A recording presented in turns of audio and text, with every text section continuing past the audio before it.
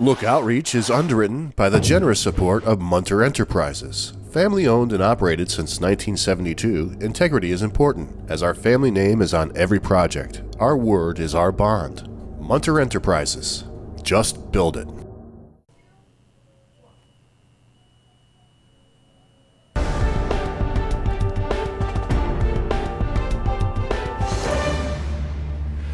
Welcome back, everyone. Well, big topic up in Warren County is the Watershed Coalition. And I've done a couple of interviews on this, and I've been saying to people, you know, if you'd like to come on and talk about it, come on and talk about it.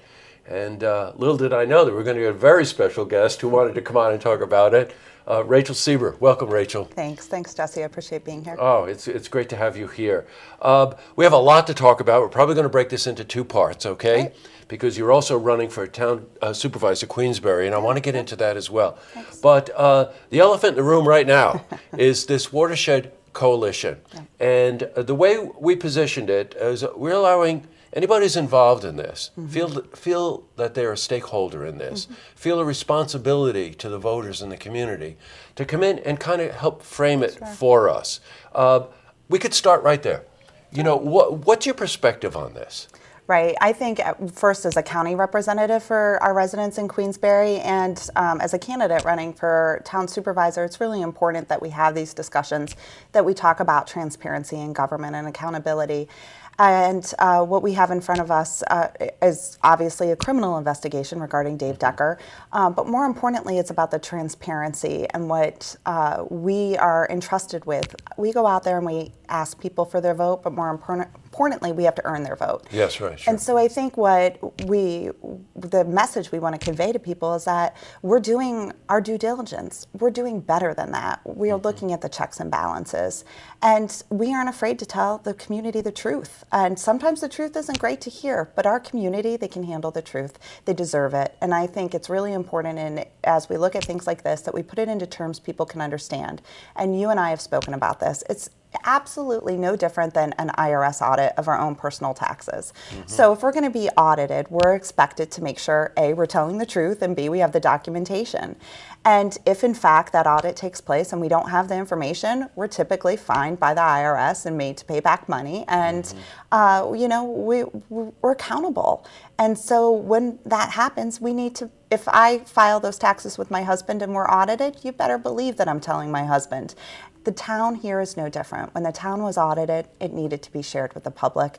But more importantly, to the town supervisors who the public is electing. Those councilmen are elected by the people. The people deserve the truth. They deserve accountability.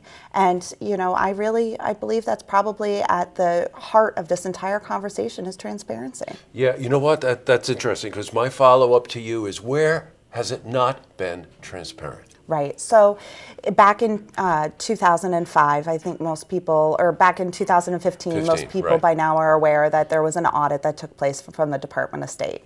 And that audit, I mean, listen, there's hundreds of pages that go with it, but this is the overall, just the cover page. And I think most people here are aware, but what's important to me is over the last few years, I've been attending the town board meetings, I've been attending the workshops, and I've had an opportunity. I've written grants since 1999. I've been able to administer them, execute them as a role with both the District Attorney's Office and the United States Attorney's Office. And what I asked at an August 17th workshop is, I don't understand what's going on here. It's not making sense to me. And the answer that I was told from Dave Decker and Supervisor John Stroud was, everything's okay. We passed the audit. But when I look at the audit, and that's exactly what it's referred to in these reports as an audit, the town neglected, the town did not require, the town did not verify, and it goes on and on.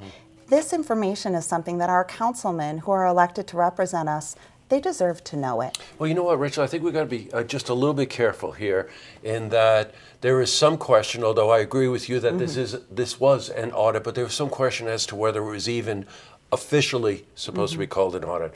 Even more in play, it's whose responsibility is it? I like the idea that likes a strange word here, but the fact that you have the experience in writing grants and understand the process, which speaks to the way the process works, who's responsible at different stages of the process and whatever, all of that leads to a certain degree of transparency. And I agree with you there. I think that some of this wasn't handled correctly, but you know, the Decker situation and the John Strauss situation are almost two separate situations, aren't they?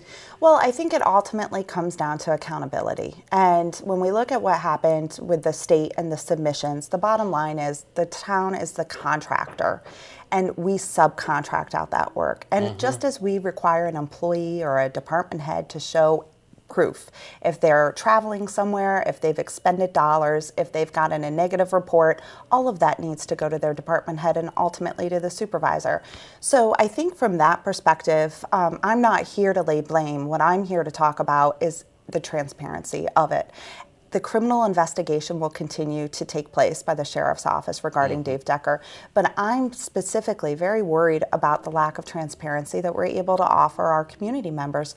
It's their money. They work hard for every dollar, and I think they deserve to know how it's being spent. Yeah, you know what, I completely agree with you. You know, having heard both sides of the argument of, you know, the Decker situation has to be taken separately. It just does, because that's a criminal investigation. And who knows where that's going to wind up.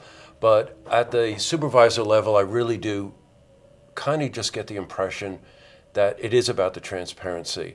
It's almost as if you had to do it over again. How would you do it differently? You know, and there's more to come on this. But I was very interested in knowing your position on this. You're running for supervisor, Town of Queensbury. So we're going to stop this interview down. We're going to pick it up in part 2 because there's an awful lot that you'd like to know about Rachel that I happen to know that we're going to share with you, and the reasons for wanting to run for office. So thanks for coming in, Rachel. Thanks, Jesse.